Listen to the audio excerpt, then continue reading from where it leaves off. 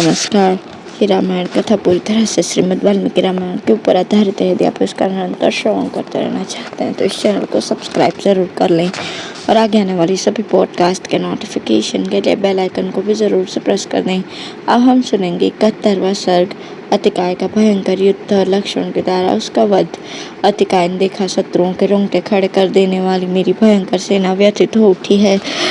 इंद्र के तुल्य पराक्रमी मेरे भाइयों का संहार हो गया है तथा मेरे क्राकाश्री दोनों भाई धोन्मत, महोदर और महापार्श्व भी समरांगण में मार गिराए गए हैं। तब उस महातेजस्वी निशाचर को बड़ा क्रोध हुआ। उसे ब्रह्मा जी से वरदान प्राप्त हो चुका था। अतिकाय पर्वत के समान विशालकाय तथा देवता और दानवों के दर्प का दलन करने वाला था। वो इंद्र का शत्रु था। अपने शस्त्रों सूर्यों के सम्मुख की भांति दिव्यमान तेजस्वी रथ पर आरूढ़ होकर वानरों पर धावा किया। उसके मस्तक पर किरीट और कानों में शुद्ध सुवर्ण के बने हुए कुंडल झिलमिला रहे थे। उसने धनुष की टंकार करके अपना नाम सुनाया और बड़े जोर से गर्जना की। उस सिंहनाद से, अपने नाम की घोषणा से और प्रत्यंचा की भयंकर टंकार से उसने वानरों को भयभीत कर दिया। उसके शरीर की विशालता देखकर वे वानर ऐसा मानने लगे कि ये कुंभकर्ण ही उठकर खड़ा हो गया है। यह सोचकर सब वानर भय से पीड़ित होकर एक दूसरे का आश्रय लेने लगे। त्रिविक्रम अवतार के समय बड़े हुए भगवान विष्णु के विराट रूप की भांति उसका शरीर देखकर वे वानर सैनिक भय के मारे इधर उधर भागने लगे। अतिकाय के निकट जाते ही वानरों के चित्त पर मोह छा गया। वे युद्ध स्थल में लक्ष्मण के ज्येष्ठ भ्राता शरणागत वत्सल भगवान श्री राम की शरण में गए। रथ पर बैठे हुए पर्वताकार अतिकाय को श्री रामचंद्र जी ने भी देखा। वह हाथ में धनुष लिए कुछ दूर पर प्रलय काल के मेघ की भांति गर्जना कर रहा था। उस महाकाय निशाचर को देखकर श्री रामचंद्र जी को भी बड़ा विस्मय हुआ। उन्होंने वानरों को सांत्वना देकर विभीषण से पूछा, विभीषण, 1000 घोड़ों से जुते हुए विशाल रथ पर बैठा हुआ वो पर्वताकार निशाचर कौन है? उसके हाथ में धनुष और आंखें सिंह के समान तेजस्विनी दिखाई देती हैं। यह भूतों से घिरे हुए भूतनाथ महादेव जी के समान तीखे शूल तथा अत्यंत तेज धार वाले तेजस्वी प्रासों और तोमरों से घिरकर अद्भुत शोभा पा रहा है। इतना ही नहीं, काल की जिह्वा के समान प्रकाशित होने वाली रथ शक्तियों से घिरा हुआ ये वीर निशाचर विद्युन्मालाओं से आवृत मेघ के समान प्रकाशित हो रहा है, जिनके पृष्ठभाग में सोने मढ़े हुए हैं। ऐसे अनेकानेक सुसज्जित धनुष उसके श्रेष्ठ रथ की सब ओर से उसी प्रकार शोभा बढ़ा रहे हैं जैसे इंद्रधनुष आकाश को सुशोभित करता है। ये राक्षसों में सिंह के समान पराक्रमी और रथियों में श्रेष्ठ वीर अपने सूर्य तुल्य तेजस्वी रथ के द्वारा रणभूमि की शोभा बढ़ाता हुआ मेरे सामने आ रहा है। इसके ध्वज के शिखर पर पताका में राहु का चिन्ह अंकित है, जिससे इसके रथ की बड़ी शोभा हो रही है। यह सूर्य की किरणों के समान चमकीले बाणों से 10 दिशाओं को प्रकाशित कर रहा है। इसके धनुष का पृष्ठभाग सोने से मढ़ा हुआ तथा पुष्प आदि से अलंकृत है। वो आदि, मध्य और अंत 3 स्थानों में झुका हुआ है। उसकी प्रत्यंचा से मेघों की गर्जना के समान टंकार ध्वनि प्रकट होती है। इस निशाचर का धनुष इंद्रधनुष के समान शोभा पाता है। इसका विशाल रथ ध्वजा, पताका और अनुकर्ष से युक्त 4 सारथियों से नियंत्रित और मेघ की गर्जना के समान करकराहट उत्पन्न करने वाला है। गले में लाल रंग की माला धारण किए महान पर्वत के समान आकार वाला ये धीरवीर निशाचर काले रंग का दिखाई देता है। इसका विशाल मुख काल के मुख के समान भयंकर है तथा ये मेघों की ओट में स्थित हुए सूर्य के समान प्रकाशित होता है। तुम मुझे इस श्रेष्ठ राक्षस का परिचय दो, जिसे देखते ही सब वानर भयभीत होकर संपूर्ण दिशाओं की ओर भाग चले हैं। अमित तेजस्वी राजकुमार श्री राम के इस प्रकार पूछने पर महातेजस्वी विभीषण ने श्री रघुनाथ जी से इस प्रकार कहा, भगवान, जो कुबेर का छोटा भाई, महातेजस्वी, महाकाय, भयानक कर्म करने वाला तथा राक्षसों का स्वामी, 10 मुख राजा रावण है, उसने एक बड़ा पराक्रमी पुत्र उत्पन्न किया है, जो बल में रावण के ही समान है। वो वृद्ध पुरुषों का सेवन करने वाला, वेद शास्त्रों का ज्ञाता तथा संपूर्ण अस्त्रवेत्ताओं में श्रेष्ठ है। हाथी घोड़ों की सवारी करने, तलवार चलाने, धनुष पर बाणों का संधान करने, प्रत्यंचा खींचने, लक्ष्य भेदने, साम और दान का प्रयोग करने तथा न्याय युक्त बर्ताव एवं मंत्रणा देने में सबके द्वारा सम्मानित है। उसी के बाहुबल का आश्रय लेकर लंका पूरी सदा निर्भय रहती आई है। वही ये वीर निशाचर है। ये रावण की दूसरी पत्नी धान्य मालिनी का पुत्र है। इसे लोग अतिकाय के नाम से जानते हैं। तपस्या से विशुद्ध अंतःकरण वाले इस अतिकाय ने दीर्घ काल तक ब्रह्मा जी की आराधना की थी। ने ब्रह्मा जी से अनेक दिव्यास्त्र प्राप्त किए हैं तथा उनके द्वारा बहुत से शत्रुओं को पराजित किया है। ब्रह्मा जी ने इसे देवताओं और असुरों से न मारे जाने का वरदान दिया है। ये दिव्य कवच और सूर्य के समान तेजस्वी रथ भी उन्हीं के दिए हुए हैं। इसने देवता और दानवों को सैकड़ों बार पराजित किया है, राक्षसों की रक्षा की है और यक्षों को मार भगाया है। इस बुद्धिमान राक्षस ने अपने बाणों द्वारा इंद्र के वज्र को भी कुंठित कर दिया है तथा युद्ध में जल के स्वामी वरुण के पाश को भी सफल नहीं होने दिया है। राक्षसों में श्रेष्ठ बुद्धिमान रावण कुमार अतिकाय बड़ा बलवान तथा देवताओं दानवों को दर्प को भी दलने वाला है। पुरुषोत्तम अपने सहायकों से यही सारी वानर सेना का संहार कर दे। इसके पहले ही आप इस राक्षस को परास्त करने का शीघ्र प्रयत्न कीजिए। विभीषण और भगवान श्री राम में इस प्रकार बातें हो रही थी कि बलवान अतिकाय वानरों की सेना में घुस आया और बारंबार गर्जना करता हुआ अपने धनुष पर टंकार देने लगा। रथियों में श्रेष्ठ और भयंकर शरीर वाले उस राक्षस को रथ पर बैठ कर आते देख कुमुद विविध मैन नील और शरभ आदि जो प्रधान महामनस्वी वानर थे वे वृक्ष तथा पर्वत शिखर धारण किए एक साथ ही उस पर टूट पड़े। परंतु अस्त्रवेत्ताओं में श्रेष्ठ महातेजस्वी अतिकाय ने अपने स्वर्ण भूषित बाणों से वानरों के चलाए हुए वृक्षों और पर्वत शिखरों को काट गिराया। साथ ही उस बलवान और भीमकाय निशाचर ने युद्ध स्थल में सामने आए हुए उन समस्त वानरों को लोहे के बाणों से बीन दिया। उसकी बाण वर्षा से आहत होकर सबके शरीर क्षत विक्षत हो गए। सबने हार मान ली और कोई भी उस महासमर में अतिकाय का सामना करने में समर्थ न हो सके। जैसे जवानी के जोश से भरा हुआ कुपित सिंह मृगों के झुंड को भयभीत कर देता है, उसी प्रकार वो राक्षस वानर वीरों की उस सेना को त्रास देने लगा। वानरों के झुंड में विचरते हुए असुरराज अतिकाय ने किसी भी ऐसे योद्धा को नहीं मारा जो उसके साथ युद्ध न कर रहा हो। धनुष और तरकस धारण किए वो निशाचर उछलकर श्री राम के पास आया तथा बड़े गर्व से इस प्रकार बोला, मैं धनुष और बाण लेकर रथ पर बैठा हूँ। किसी साधारण प्राणी से युद्ध करने का मेरा विचार नहीं है। जिसके अंदर शक्ति हो, साहस हो और उत्साह हो, वो शीघ्र यहाँ आकर मुझे युद्ध का अवसर दे। उसके यह अहंकार पूर्ण वचन सुनकर शत्रुहंता सुमित्रा कुमार लक्ष्मण को बड़ा क्रोध हुआ। उसकी बातों को सहन न कर सकने के कारण वे आगे बढ़ाए और किंचित मुस्कुराकर उन्होंने अपना धनुष उठाया। कुपित हुए लक्ष्मण उछल कर आगे आए और तरकस से बाण खींचकर अतिकाय के सामने अपने विशाल धनुष को खींचने लगे। लक्ष्मण के धनुष की प्रत्यंचा का वो शब्द बड़ा भयंकर था। वो सारी पृथ्वी, आकाश, समुद्र तथा संपूर्ण दिशाओं में गूंज उठा और निशाचरों को त्रास देने लगा। सुमित्रा कुमार के धनुष की वो भयानक टंकार सुनकर उस समय महातेजस्वी बलवान असुर राजकुमार अतिकाय को बड़ा विस्मय हुआ।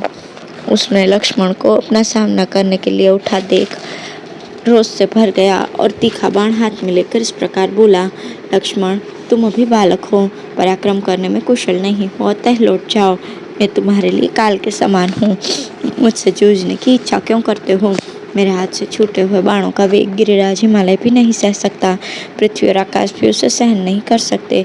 तुम सुख से सोई हुई प्रलय अग्नि को क्यों जगाना चाहते हो? धनुष को यहीं छोड़कर लौट जाओ। मुझसे भिड़कर अपने प्राणों का परित्याग न करो, अथवा तुम बड़े अहंकारी हो इसलिए लौटना नहीं चाहते। खड़े रहो, अभी अपने प्राणों से हाथ धोकर यमलोक की यात्रा करोगे। शत्रुओं का दर्प चूर्ण करने वाले मेरे इन तीखे सहायकों को जो तपे हुए सुवर्ण से भूषित है, देखो ये भगवान शंकर के त्रिशूल की समानता करते हैं। जैसे कुपित हुआ सिंह गजराज का खून पीता है, उसी प्रकार ये सर्प के समान भयंकर बाण तुम्हारे रक्त का पान करेगा। ऐसा कहकर अतिकाय ने अत्यंत कुपित होकर अपने धनुष पर बाण का संधान किया। युद्ध स्थल में अतिकाय के रोष और गर्व से भरे हुए इस वचन को सुनकर अत्यंत बलशाली एवं मनस्वी राजकुमार लक्ष्मण को बड़ा क्रोध हुआ। वे ये महान अर्थ से युक्त वचन बोले, दुरात्मन, केवल बातें बनाने से तू बड़ा नहीं हो सकता। मैं हाथ में धनुष और बाण लेकर तेरे सामने खड़ा हूँ, तो अपना सारा बल मुझे दिखा। पराक्रम के द्वारा अपनी वीरता का परिचय दे। सूर वही माना गया है जिसमें पुरुषार्थ हो। तेरे पास सब प्रकार के हथियार उपस्थित है। तू धनुष लेकर रथ पर बैठा हुआ है, तय बाणों और अन्य अस्त्र शस्त्रों के द्वारा पहले अपना पराक्रम दिखा ले। इसके पश्चात मैं अपने तीखे बाणों से तेरा मस्तक उसी प्रकार काट गिराऊंगा जैसे वायु कालक्रम से पके हुए ताड़ के फल को उसके वृंत से नीचे गिरा देता है। आज तपे हुए सुवर्ण से विभूषित मेरे बाण अपनी नोक द्वारा किए गए छिद्र से निकले हुए तेरे शरीर के रक्त का पान करेंगे। तू मुझे बालक जानकर मेरी अवहेलना न कर। मैं बालक हूँ अथवा वृद्ध, संग्राम में तो तू मुझे अपना काल ही समझ ले। पावन रूपधारी भगवान विष्णु देखने में बालक ही थे, किंतु अपने 3 ही पगों से उन्होंने समुचित त्रिलोकी नाप ली थी। लक्ष्मण की वो परम सत्य और युक्त बात सुनकर अतिकाय के क्रोध की सीमा न रही। उसने एक उत्तम बाण अपने हाथ में ले लिया। तदंतर विद्याधर, भूत, देवता, दैत्य, महर्षि और महामना गुह्यक गण उस युद्ध को देखने के लिए आए। उस समय अतिकाय ने कुपित होकर धनुष पर वो उत्तम बाण चढ़ाया और आकाश को अपना ग्रास बनाते हुए से उसे लक्ष्मण पर चला दिया। किंतु शत्रुवीरों का संहार करने वाले लक्ष्मण ने एक अर्धचंद्राकार बाण के द्वारा अपनी ओर आते हुए उस विस्तर सर्प के तुल्य भयंकर एवं तीखे बाण को काट दिया। जैसे सर्प का फन कट जाए उसी प्रकार उस बाण को खंडित हुआ देख अत्यंत कुपित हुए अतिकाय ने 5 बाणों को धनुष पर रखा। फिर उस निशाचर ने लक्ष्मण पर ही वे 5 बाण चला दिए। वे बाण उनके समीप आने पर भी नहीं पाए थे कि लक्ष्मण ने तीखे सहायकों से उनके टुकड़े कर दिए। शत्रुवीरों का संहार करने वाले लक्ष्मण ने अपने पहने सहायकों से उन बाणों का खंडन करने के पश्चात एक तेज बाण हाथ में लिया जो अपने तेज से प्रज्वलित हो रहा था। उसे लेकर लक्ष्मण ने अपने श्रेष्ठ धनुष पर रखा और उसकी प्रत्यंचा को खींचा और बड़े वेग से वो सहायक अतिकाय पर छोड़ दिया। धनुष को पूर्ण रूप से खींचकर छोड़े गए तथा झुकी हुई गांठ वाले उस बाण के द्वारा पराक्रमी लक्ष्मण ने राक्षस श्रेष्ठ अतिकाय के ललाट में गहरा आघात किया। वो बाण उस भयानक राक्षस के ललाट में धंस गया और रक्त से भीगकर पर्वत से सटे हुए किसी नागराज के समान दिखाई देने लगा। लक्ष्मण के बाण से आच्छादित होकर और अत्यंत पीड़ित होकर वो राक्षस कांप उठा। ठीक उसी प्रकार जैसे भगवान रुद्र के बाणों से आहत होकर त्रिपुर का भयंकर गोपुर हिल उठा था। फिर थोड़ी ही देर में संभल कर महाबली अतिकाय बड़ी चिंता में पड़ गया और कुछ सोच विचार कर बोला, शाबाश, इस प्रकार अमोघ बाण का प्रयोग करने के कारण तुम मेरे स्पृहणीय शत्रु हो। मुख फैलाकर ऐसा कहने के पश्चात अतिकाय अपने भी दोनों विशाल भुजाओं को काबू में करके रथ के पिछले भाग में बैठकर उस रथ के द्वारा ही आगे बढ़ा। उस राक्षस शिरोमणि वीर ने क्रमशः 1, 3, 5 और 7 सहायकों को लेकर उन्हें धनुष पर चढ़ाया और वेगपूर्वक खींचकर चला दिया। उस राक्षस राज के धनुष से छूटे हुए उन सुवर्ण भूषित सूर्य तुल्य तेजस्वी तथा काल के समान भयंकर बाणों ने आकाश को प्रकाश से पूर्ण सा कर दिया। परंतु रघुनाथ जी के अनुज लक्ष्मण ने बिना किसी घबराहट के उस निशाचर द्वारा चलाए हुए उन बाण समूहों को तेज धार वाले बहुसंख्यक सहायकों द्वारा काट गिराया। उन बाणों को कटा हुआ देख इंद्रद्रोही रावण कुमार को बड़ा क्रोध हुआ और उसने एक तीखा बाण हाथ में ले लिया। उसे धनुष पर रखकर उस महातेजस्वी वीर ने सहसा छोड़ दिया और उसके द्वारा सामने आते हुए सुमित्रा कुमार की छाती में आघात किया। अतिकाय के उस बाण की चोट खाकर सुमित्रा कुमार युद्ध स्थल में अपने वक्षस्थल से तीव्र गति से रक्त बहाने लगे, मानो कोई मत वाला हाथी मस्तक के मत की वर्षा कर रहा हो। फिर सामर्थ्यशाली लक्ष्मण ने सहसा अपनी छाती से उस बाण को निकाल दिया और एक तीखा सहायक हाथ में लेकर उसे दिव्यास्त्र से संयोजित किया। उस समय अपने उस सहायकों को उन्होंने आग्नेयास्त्र से अभिमंत्रित किया। अभिमंत्रित होते ही महात्मा लक्ष्मण के धनुष पर रखा हुआ वो बाण तत्काल प्रज्वलित हो उठा। उधर अत्यंत तेजस्वी अतिकाय ने भी रौद्रास्त्र को एक सुवर्णमय पंख वाले सर्पाकार बाण पर समायोजित किया। इतने ही में लक्ष्मण ने दिव्यास्त्र की शक्ति से संपन्न उस प्रज्वलित एवं भयंकर बाण को अतिकाय के ऊपर चलाया, मानो यमराज ने अपने कालदंड का प्रयोग किया हो। आग्नेयास्त्र से अभिमंत्रित हुए उस बाण को अपनी ओर आते देख निशाचर अतिकाय ने तत्काल ही अपने भयंकर बाण को सूर्यास्त्र से अभिमंत्रित करके चलाया। उन दोनों सहायकों के अग्रभाग तेज से प्रज्वलित हो रहे थे। आकाश में पहुंचकर वे दोनों कुपित हुए और 2 सर्पों की भांति आपस में टकरा गए और एक दूसरे को दग्ध करके पृथ्वी पर गिर पड़े। वे दोनों ही बाण उत्तम कोटि के थे और अपनी दीप्ति से प्रकाशित हो रहे थे, तथापि एक दूसरे के लिए तेज से परिपूर्ण थे, इसलिए भस्म होकर अपना अपना तेज खो बैठे। इसलिए भूतल पर निष्प्रभ होने के कारण उनकी शोभा नहीं हो रही थी। तदंतर अतिकाय ने अत्यंत कुपित होकर त्वष्टा देवता के मंत्र से अभिमंत्रित करके एक सिंह का बाण छोड़ा, परंतु पराक्रमी लक्ष्मण ने उस अस्त्र को इंद्रास्त्र से काट दिया। सिंह के बाण को नष्ट हुआ देख रावण पुत्र कुमार अतिकाय के क्रोध की सीमा न रही। उस राक्षस ने एक सहायक को याम्यास्त्र से अभिमंत्रित किया और उसे लक्ष्मण को लक्ष्य करके चला दिया, परंतु लक्ष्मण ने वायव्यास्त्र द्वारा उसको भी नष्ट कर दिया। तत्पश्चात जैसे मेघ जल की धारा बरसाता है, उसी प्रकार अत्यंत कुपित हुए लक्ष्मण ने रावण कुमार अतिकाय पर बाण धारा की वर्षा आरंभ कर दी। अतिकाय ने एक दिव्य कवच बांध रखा था जिसमें हीरे जड़े हुए थे। लक्ष्मण के बाण अतिकाय तक पहुंचकर उसके कवच से टकराते और नोक टूट जाने के कारण सहसा पृथ्वी पर गिर पड़ते थे। उन बाणों को असफल हुआ देख शत्रुवीरों का संहार करने वाले महायशस्वी लक्ष्मण ने पुनः सहस्त्रों बाणों की वर्षा की। महाबली अतिकाय का कवच अभेद्य था, इसलिए युद्ध स्थल में बाण समूह की वर्षा होने पर भी वो राक्षस व्यथित नहीं होता था। उसने लक्ष्मण पर विषधर सर्प के समान भयंकर बाण चलाया। उस बाण से सुमित्रा कुमार के मर्मस्थल में चोट पहुंची, अतः शत्रुओं को संताप देने वाले लक्ष्मण 2 घड़ी तक अचेत अवस्था में पड़े रहे। फिर होश में आने पर उन महाबली शत्रुदमन वीर ने बाणों की वर्षा से शत्रु के रथ की ध्वजा को नष्ट कर दिया और 4 उत्तम सहायकों से रणभूमि में उनके घोड़ों तथा सारथी को भी यमलोक पहुंचा दिया। तत्पश्चात संभ्रम रहित नरश्रेष्ठ सुमित्रा कुमार लक्ष्मण ने उस राक्षस के वध के लिए जांचे बूझे हुए बहुत से अमोघ बाण छोड़े, तथापि वे समरांगण में उस निशाचर के शरीर को वेद न सके। तदंतर वायु देवता ने उनके पास आकर कहा, सुमित्रा नंदन, इस राक्षस को ब्रह्मा जी से वरदान प्राप्त हुआ है। यह अभेद्य कवच से ढका हुआ है, अतः इस ब्रह्मास्त्र से विदीर्ण कर दो, अन्यथा ये नहीं मारा जा सकेगा। यह कवचधारी बलवान निशाचर अन्य अस्त्रों के लिए अवध्य है। लक्ष्मण इंद्र के समान पराक्रमी थे। उन्होंने वायु देवता का उपयुक्त वचन सुनकर एक भयंकर वेग वाले बाण को सहसा ब्रह्मास्त्र से अभिमंत्रित करके धनुष पर रखा। सुमित्रा कुमार लक्ष्मण के द्वारा तेज धार वाले उस श्रेष्ठ बाण में ब्रह्मास्त्र की संयोजना की जाने पर उस समय संपूर्ण दिशाएं, चंद्रमा और सूर्य आदि बड़े बड़े ग्रह तथा अंतरिक्ष लोक प्राणी थर्रा उठे और भूमंडल में महान कोलाहल मच गया। सुमित्रा कुमार ने धनुष पर रखे हुए उस सुंदर पंख वाले बाण को जब ब्रह्मास्त्र से अभिमंत्रित किया, तब वो यमदूत के समान भयंकर और वज्र के समान अमोघ हो गया। उन्होंने युद्ध स्थल में उस बाण को इंद्रद्रोही रावण के पुत्र अतिकाय को लक्ष्य करके चला दिया। लक्ष्मण के चलाए हुए उस बाण का वेग बहुत बड़ा हुआ था। उसके पंख गरुड़ के समान थे, उनमें हीरे चढ़े हुए थे, इसलिए उनकी विचित्र शोभा होती थी। अतिकाय ने समरांगण में उस बाण को उस समय वायु के समान भयंकर वेग से अपनी ओर आते देखा। उसे देखकर अतिकाय ने सहसा उसके ऊपर बहुत से पैने बाण चलाए, तो भी वो गरुड़ के समान वेगशाली सहायक बड़े वेग से उसके पास जा पहुंचा। प्रलयंकर काल के समान प्रज्वलित हुए उस बाण को अत्यंत निकट आया देखकर भी अतिकाय की युद्ध विषयक चेष्टा नष्ट नहीं हुई। उसने शक्ति, दृष्टि, गदा, कुठार, शूल तथा बाणों द्वारा उसे नष्ट करने का प्रयत्न किया, परंतु अग्नि के समान प्रज्वलित हुए उस बाण ने उन अद्भुत अस्त्रों को व्यर्थ करके अतिकाय का मुकुटमंडित मस्तक धड़ से अलग कर दिया।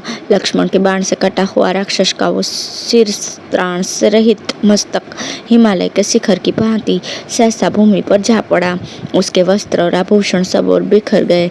उसे धरती पर पड़ा देख मरने से बचे हुए समस्त निशाचर व्यथित हो उठे। उनके मुख पर विषाद छा गया। उन पर जो मार पड़ी थी उसके थक जाने से वे और भी दुखी हो गए थे। अतः वे बहुसंख्यक राक्षस सहसा विकृत स्वर में जोर जोर से रोने चिल्लाने लगे। सेना नायक के मारे जाने पर निशाचरों का युद्ध विषयक उत्साह नष्ट हो गया। अतः वे भयभीत होकर तुरंत ही लंकापुरी की ओर भाग चले। इधर उस भयंकर बलशाली दुर्जय शत्रु के मारे जाने पर बहुसंख्यक वानर हर्ष और उत्साह से भर गए। उनके मुख प्रफुल्ल कमलों के समान खिल उठे और वे अभिष्ट विजय के भागी वीरवर लक्ष्मण की भूरी भूरी प्रशंसा करने लगे। युद्ध स्थल में अत्यंत बलशाली और मेघ के समान विशाल अतिकाय को धराशायी करके लक्ष्मण बड़े प्रसन्न हुए। वे उस समय वानर समूहों से सम्मानित होकर तुरंत ही श्री रामचंद्र जी के पास गए। इस प्रकार श्री वाल्मीकि निर्मित रामायण आदि काव्य की युद्ध कांड में 71वां सर्ग पूर्ण हुआ। धन्यवाद।